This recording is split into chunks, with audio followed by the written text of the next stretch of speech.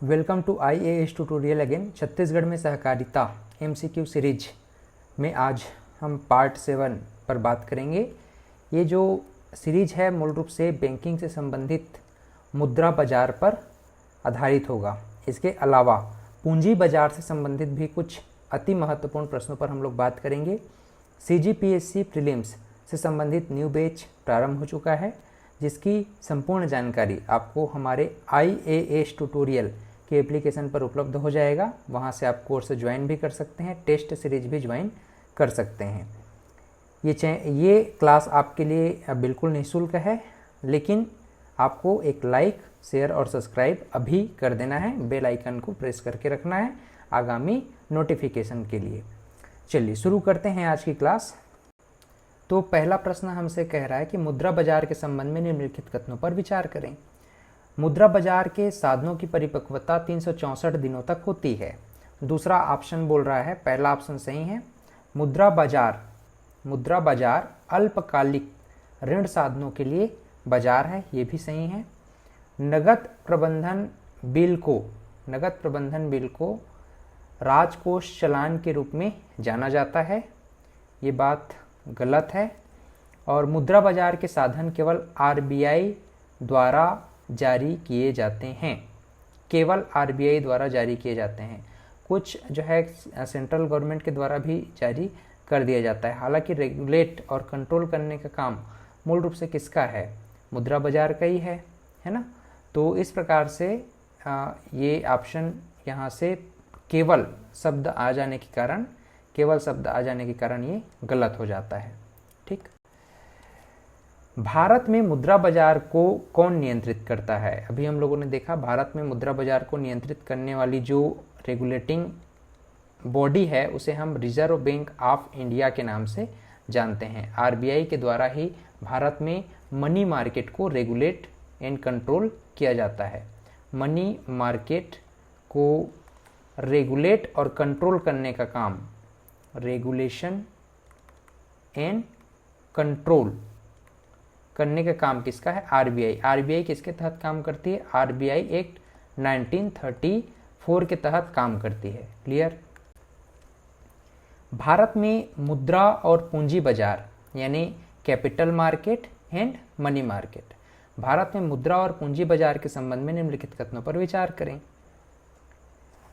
मुद्रा बाजार आमतौर पर पूंजी बाजार की तुलना में अधिक सुरक्षित है, क्योंकि यहाँ जोखिम कम होता है। इस नाम से पहला ऑप्शन सही है। पूंजी बाजार में निवेश के लिए मुद्रा बाजार की तुलना में निवेश करने के लिए भारी वित्तीय परिव्यय की आवश्यकता होती है, ये बात गलत है। ऐसी कोई आवश्यकता, एकदम निश्चितता नहीं होती है।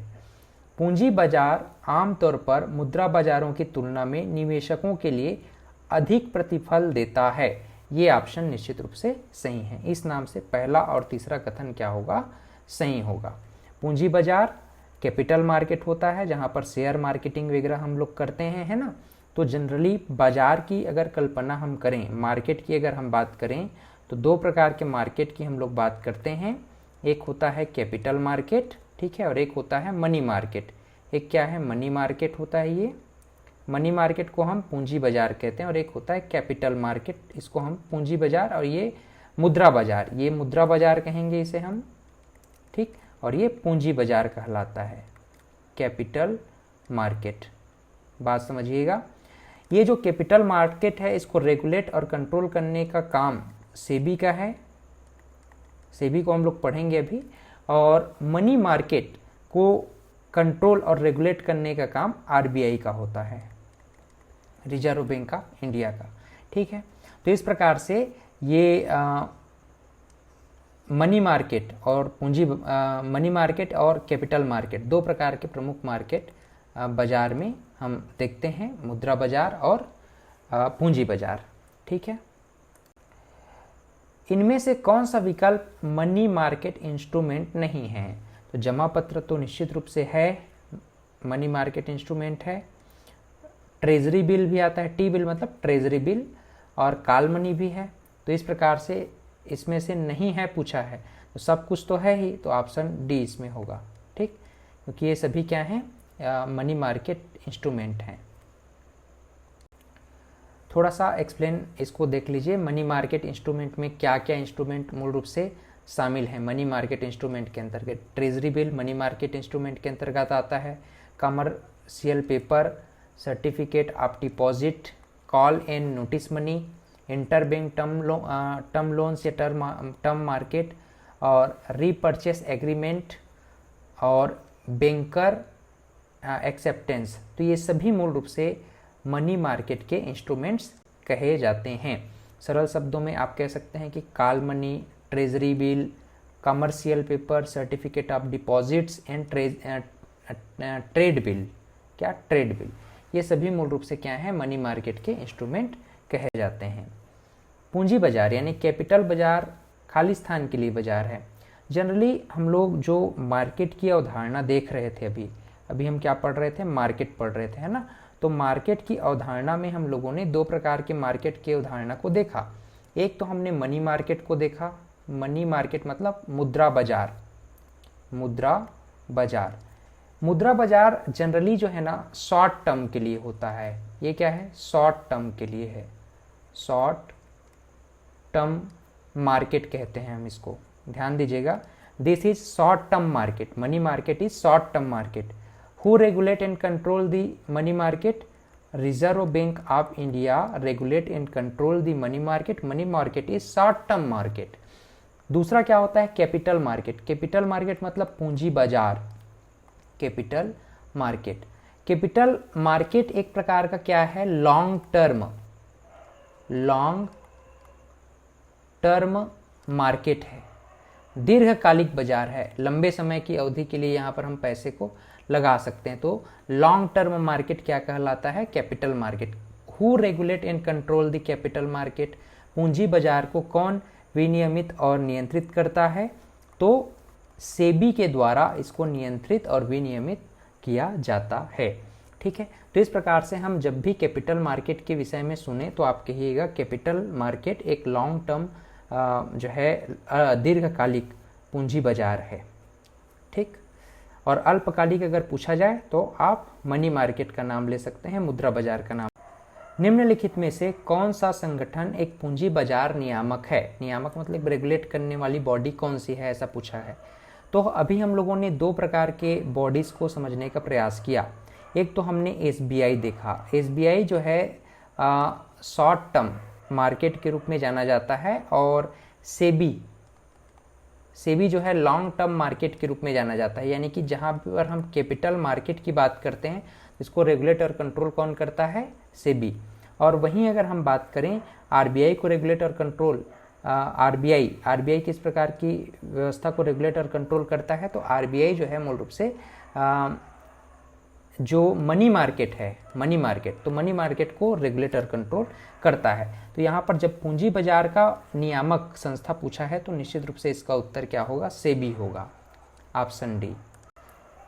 बहुत सारे इसमें क्वेश्चन और पूछे जा सकते हैं, जैसे कि सेबी क्या है? तो सेबी को हम भारतीय प्रतिभूति और विनियमन बोर्ड के नाम से भी पुकारते हैं। इसका फुल फॉर्म होता है security and exchange board of India. तो कई बार ऐसा भी प्रश्न पूछा जा सकता है आपके एग्जाम के पॉइंट ऑफ व्यू से कि सेबी का फुल फॉर्म क्या होता है? Securities and exchange board of India, यानी भारतीय प्रतिभूति और विनियमन बोर्ड। संस्था का अवलोकन हम देखें तो 30 जनवरी 1992 को इसको वैधानिक अधिकार प्राप्त हुआ था। जनरली हम बात करें तो 1988 में ये बॉडी बनकर के तैयार हुई थी, लेकिन इसको वैधानिक दर्जा 30 जनवरी 1992 को हुआ। भारत सरकार के अधीन ये काम करती है। मुंबई महाराष्ट्र में इसका हेडक्वार्टर है। ठीक है, सुश्री माधवी पुरी इसके वर्तमान में अध्यक्ष हैं अभी। सेबी को अगर और हम डिटेल में जानना चाहें तो SEBI security and exchange board of India एक नियामक संस्था है जो सिक्योरिटी मार्केट में स्टॉक के ट्रांजैक्शंस को रेगुलेट एंड कंट्रोल करती है। यह यूएस में security and exchange commission operative के समान है। यूएस में जैसे एसीसी है उसी प्रकार से हमारे यहाँ सेबी है। चार्टन के अनुसार सेबी मुख्य रूप से 3 प्रकार का समूह जारी करता है। एक तो सिक्योरिटीज़ का, दूसरा इन्वेस्टर्स का और तीसरा मार्केट इंटरमीडिएट्स का। इन संस्था इन 3 समूहों को रेगुलेट करने के लिए महत्वपूर्ण भूमिका निभाती है। तो मूल रूप से जो सिक्योरिटीज़ हैं और इन्वेस्टर्स हैं और मार्केट इंटरमीडिएट्स हैं, तो इन तीनों को रेगुलेट कंट्रोल करने के लिए सेबी एक नियामक संस्था के रूप में काम करती है। इसके सदस्यों की अगर हम बात करें तो भारत सरकार द्वारा एक नियुक्त अध्यक्ष होगा, केंद्रीय वित्त मंत्रालय से 2 सदस्य होंगे, भारतीय रिजर्व बैंक का 1 सदस्य और भारत सरकार द्वारा 5 सदस्यों की नियुक्ति की जाती है। ठीक, तो इस प्रकार से सेबी का स्ट्रक्चर बन करके तैयार हो जाता है। पूंजी बाजार के घटक निम्नलिखित में से कौन से हैं? पूंजी बाजार के घटक निम्नलिखित में से कौन से हैं? तो पूंजी बाजार को अभी हम लोगों ने देखा कैपिटल मार्केट। तो कैपिटल मार्केट के संदर्भ में हम लोग जानते हैं कैपिटल मार्केट एक प्रकार का लॉन्ग टर्म मार्केट है ना, लॉन्ग टर्म मार्केट है। और यहाँ पर हम सिक्योरिटीज़, प्रतिभूतियाँ, इन्वेस्टर्स और इंटरमीडिएट्स, सिक्योरिटी इंटरमीडिएट्स या कैपिटल इंटरमीडिएट्स के बीच में जो है इसको रेगुलेट और कंट्रोल करने का काम सेबी करती है, security and exchange board of India. Share बाजार और ऋण बाजार के रूप में मूल रूप से इसे जाना जाता है। ठीक है, शेयर बाजार और ऋण बाजार के रूप में इसे मूल रूप से हम जानते हैं। बॉम्बे स्टॉक एक्सचेंज एक प्रकार से सेबी के अंतर्गत ही ये एक प्रकार का स्टॉक एक्सचेंज है, द्वितीयक मार्केट हम इसे बोलते हैं। एक आईपीओ होता है। देखो ये जो कैपिटल मार्केट है, कैपिटल मार्केट भी जनरली 2 प्रकार का होता है। कैपिटल मार्केट भी जनरली 2 प्रकार का होता है, एक आईपीओ के रूप में होता है, ठीक है, और एक जो है शेयर मार्केट के रूप में होता है, शेयर मार्केट। ये जो आईपीओ है, इनिशियल पब्लिक ऑफर इसे हम बोलते हैं, इनिशियल पब्लिक ऑफर। तो इनिशियल पब्लिक ऑफर में कोई भी कंपनी पहली बार जब शेयर मार्केट में आना चाहती है तो उसको कुछ ईयर के लिए उसको रेगुलेट किया जाता है कि भाई आप विश्वसनीयता पहले बनाओ, उसके बाद हम आपको कहाँ रजिस्टर करने के लिए एप्लीकेबल करेंगे, शेयर मार्केट में। तो शेयर मार्केट द्वितीयक बाजार कहलाता है, आईपीओ जनरली प्राथमिक बाजार कहलाता है। तो कैपिटल मार्केट में इसको रेगुलेट कर रही है कौन? सेबी। इसके अंतर्गत एक आईपीओ होता है और शेयर मार्केट। इसी शेयर मार्केट में कुछ प्रमुख शेयर मार्केट के नाम हैं, जैसे कि बीएसई, बॉम्बे स्टॉक एक्सचेंज, और एक नाम आता है एनएसी। ये प्रमुख हैं 2। इसके अलावा भी 4-5 और जो है शेयर मार्केट होते हैं, जैसे कि बॉम्बे स्टॉक एक्सचेंज और नेशनल स्टॉक एक्सचेंज। तो जनरली बॉम्बे स्टॉक एक्सचेंज की बात करें तो सबसे पुराना जो स्टॉक एक्सचेंज है उसे हम बॉम्बे स्टॉक एक्सचेंज के नाम से ही जानते हैं। दलाल स्ट्रीट मुंबई में अवस्थित है। 1875 में इसकी स्थापना हुई थी।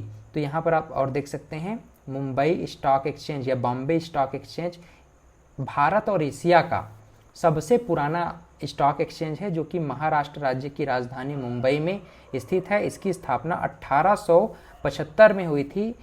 इस एक्सचेंज की पहुंच 417 शहरों तक है। मुंबई स्टॉक एक्सचेंज भारतीय शेयर बाजार के 2 प्रमुख स्टॉक एक्सचेंज में से एक है, और इसमें बॉम्बे स्टॉक एक्सचेंज का नाम पहले नंबर पर हम देख सकते हैं। मुंबई, महाराष्ट्र, इंडिया, इसका लोकेशन दलाल स्ट्रीट में। बीएसई और सेंसेक्स इसके इंडाइसिस यानी सूचकांक कहे जाते हैं। इसमें small and cap, BSE mid cap, ये इसके मूल रूप से कुछ इंडाइसिस हैं, सूचकांक हैं, जिसके माध्यम से बॉम्बे स्टॉक एक्सचेंज लिस्टेड करता है कंपनियों को। अभी इसमें लगभग 5264 कंपनियां लिस्टेड हैं। ठीक, उसी प्रकार से अगर हम नेशनल स्टॉक एक्सचेंज की बात करें तो नेशनल स्टॉक एक्सचेंज की स्थापना 1992 में हुई थी। निफ्टी 50, निफ्टी नेक्स्ट 50, ये सभी मूल रूप से नेशनल स्टॉक एक्सचेंज के इंडाइसिस हैं, सूचकांक हैं। अभी लगभग 2137 कंपनियां नेशनल स्टॉक एक्सचेंज में रजिस्टर्ड हैं। लेकिन अगर पूछा जाए आपसे बीएसई के संबंध में, तो बीएसई में लगभग 5264 कंपनियां अभी रजिस्टर्ड हैं। पूंजी बाजार की परिपक्वता अवधि क्या होती है? What is the maturity period of capital market? Generally पूंजी बाजार की जो मैच्योरिटी पीरियड होता है वो 1 साल या 1 साल से अधिक माना जाता है। 1 ईयर या 1 ईयर से अधिक इसको माना जाता है। निम्नलिखित में से किसे प्रारंभिक सार्वजनिक पेशकश के रूप में परिभाषित किया गया है। ऐसा तब होता है जब एक असूचीबद्ध कंपनी पहली बार जनता के लिए बाजार में प्रतिभूति के रूप में इशू करता है। मैंने आपको बताया जो कैपिटल मार्केट है, कैपिटल मार्केट जनरली दो प्रकार की होती है। एक होता है आईपीओ, और ये क्वेश्चन जनरली बना है इसी से, है ना। आईपीओ इनिशियल पब्लिक ऑफर बोलते हैं हम इसको, इनिशियल प्रारंभिक पूंजी बाजार। तो प्रारंभिक पूंजी बाजार के लिए ही पहला शब्द बिल्कुल सही बोल रहा है। आईपीओ जो होते हैं, इनिशियल पब्लिक ऑफर, एक असूचीबद्ध, ये जो है जरूर कंपनी को लिस्टेड किया जाता है लेकिन अभी तक ये शेयर मार्केट में लिस्टेड नहीं है, इसी नाम से इसको असूचीबद्ध कंपनी कहा गया है। तो असूचीबद्ध कंपनी पहली बार जनता के लिए बाजार में प्रतिभूतियों को एक नया इशू दिया जाता है। वहीं ऐसा तब होता है जब एक असूचीबद्ध कंपनी पहली बार जनता के लिए मौजूदा शेयरों की बिक्री के लिए पेशकश करता है। दूसरा ऑप्शन भी सही है। ऐसा तब होता है जब एक असूचीबद्ध कंपनी खुदरा निवेशकों के द्वारा अपने अधिग्रहण के संबंध में सार्वजनिक घोषणा करती है। ये बात तीसरा गलत है, पहला और दूसरा ऑप्शन सही है। इसी में ये प्राथमिक पूंजी बाजार आईपीओ के संबंध में क्वेश्चन है। दूसरा इसमें जो शेयर मार्केट कहलाता है, दूसरा है ना शेयर मार्केट। पहला इनिशियल पब्लिक ऑफर और दूसरा फॉलो ऑन पब्लिक ऑफर बोल देते हैं, इसको एफपीओ कह देते हैं सरल शब्दों में। फॉलो ऑन पब्लिक ऑफर यही सेकेंडरी कैपिटल मार्केट है और इसे ही हम शेयर बाजार के नाम से भी पुकारते हैं। केंद्रीय बैंक ऋण तथा निवेश को नियंत्रित करने के लिए निम्नलिखित कार्य करना चाहिए। तो भाई केंद्रीय बैंक हमारा क्या है? हमारा अपेक्ष बैंक या हमारा केंद्रीय बैंक देश का अपेक्ष बैंक क्या है? देश का अपेक्ष बैंक। देश का केंद्रीय बैंक क्या है? हमारा central bank of India. Central bank, Bharat का सेंट्रल बैंक क्या है? RBI, reserve bank of India. तो रिजर्व बैंक ऑफ इंडिया जो है ऋण, डेप्ट या निवेश, इन्वेस्टमेंट को नियंत्रित करने के लिए उसे क्या करना चाहिए? तो खुले बाजार में सिक्योरिटीज जो होती हैं यानी प्रतिभूतियों को बेचना और नगद कोष के अनुपात में उसको बढ़ाना, इसको खुले बाजार की प्रक्रिया के नाम से भी पुकारा गया है। तो ओपन मार्केट ऑपरेशन जनरली हम लोग पढ़ते हैं आरबीआई के टर्म्स के विषय में, तो इसको हम ओएमओ के नाम से भी जानते हैं, ओपन मार्केट ऑपरेशंस। इसमें क्या होता है? खुले बाजार में प्रतिभूतियां यानी सिक्योरिटीज को बेचा जाता है और जो नगद कोष है उसके अनुपात को बढ़ाने के लिए यह मुख्य रूप से OMO, open market operations, RBI के द्वारा अपनाई जाती है। तो ये एक बढ़िया प्रश्न यहाँ से बन सकता है। ठीक है, निम्नलिखित में से कौन सी एशिया की सबसे पुरानी स्टॉक एक्सचेंज है? तो अभी हम लोगों ने पढ़ा Bombay stock exchange. Bombay stock exchange कब? 1875 में इसकी स्थापना हुई थी। तो एशिया का, भारत कहीं नहीं पूरे एशिया का सबसे पुराना स्टॉक एक्सचेंज क्या है? बॉम्बे स्टॉक एक्सचेंज, मुंबई दलाल स्ट्रीट में ये अवस्थित है। अभी एनएसी ने अपना परिचालन कब से शुरू किया? तो जनरली एनएसी ने अपना परिचालन कब से प्रारंभ किया था? 1994 से। ठीक है, कब से? 1992 में स्थापना हो रहा है, लेकिन काम कब से चालू कर रहा है? 1994 से। इसी प्रकार से निम्नलिखित में से या निम्न में से किस प्रकार के बाजारों में मौजूदा प्रतिभूतियों को नहीं बेचा जा सकता? सिक्योरिटीज को किस बाजार में नहीं बेचा जा सकता? जनरली सिक्योरिटीज को आईपीओ में, इनिशियल पब्लिक ऑफर में नहीं बेचा जा सकता। जनरली प्राथमिक बाजार में हम सिक्योरिटी को नहीं बेचते हैं, अपितु हम इसे कहाँ बेचते हैं? प्रतिभूतियों को जनरली हम शेयर मार्केट में यानी द्वितीयक पूंजी बाजार में बेचते हैं। सिक्योरिटीज को आईपीओ में नहीं बेचा जाता है। ठीक, उम्मीद करता हूँ ये क्लास आपको समझ में आया होगा और क्वेश्चन किस प्रकार से मुद्रा बाजार और कैपिटल पूंजी बाजार से बन सकता है आपको थोड़ा बहुत आइडिया हुआ होगा। सीजीपीएससी प्रीलिम्स की क्लासेस प्रारंभ हो गई है, आप लोग जल्दी से ज्वाइन कर लीजिए। अभी ऑफर भी चल रहा है, आप लोग चैट बॉक्स में आईएएस ट्यूटोरियल के एप्लीकेशन को डाउनलोड करके चेकआउट कर सकते हैं। इसके अलावा आप हमारे इंस्टाग्राम, फेसबुक और टेलीग्राम ग्रुप से भी जुड़ करके और भी इंफॉर्मेशन के साथ कनेक्ट हो सकते हैं। इस चैनल को आप लोग लाइक, शेयर और सब्सक्राइब जरूर कर दीजिए। अन्य मित्रों तक आप ज़रूर शेयर करें और आने वाले क्लासेस में आप जो है इसका लाभ उठाते रहें। इन्हीं शुभकामनाओं के साथ आप लोग पढ़ते रहें, आगे बढ़ते रहें। बहुत बहुत धन्यवाद।